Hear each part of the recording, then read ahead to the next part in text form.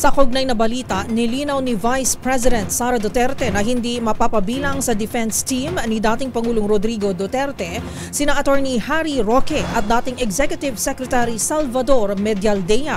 Ito'y upang matiyak na matututukang maigi ang paglilitis sa kaso ng dating Pangulo.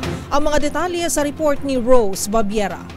Hindi kabilang si dating presidential spokesperson Attorney Harry Roque at dating Executive Secretary Salvador Medialdea sa legal defense team na dedepensa kay dating Pangulong Rodrigo Duterte sa International Criminal Court kaugnay sa kinakaharap niyang crimes against humanity.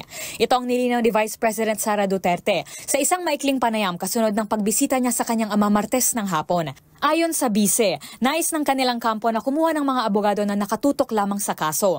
Kamakailan kasi inanunsyo ng dating tagapagsalita na mag-a-apply ito ng political asylum sa the Netherlands. Gusto raw ni VP Sara na tutukan ni Roque ang kanyang asylum habang patuloy namang binubuo ang defense team na kukunin mula sa mga abogadong may karanasan at bihasa sa paghawak ng kaso sa ICC.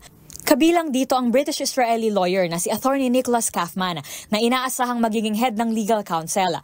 Dagdag pa niya may isa pang paparating na abogado na nakatakda niyang interviewin para maisali sa hanay. Kapag naisapinal na ang legal defense team, nakatakda namang mag-withdraw si Attorney Medialdea na hindi ICC accredited lawyer dahil limitado lang ang mga slot sa mga abogado at nais bigyang daan ng kampo ng dating Pangulo ang mga ICC expert lawyer na kumatawan sa dating presidente. Sa ngayon, no comment naman si Roque nang hingan siya ng reaksyon ukol dito. Para sa MBC TV Network News, ito si Rose Babiera ng DZRH TV.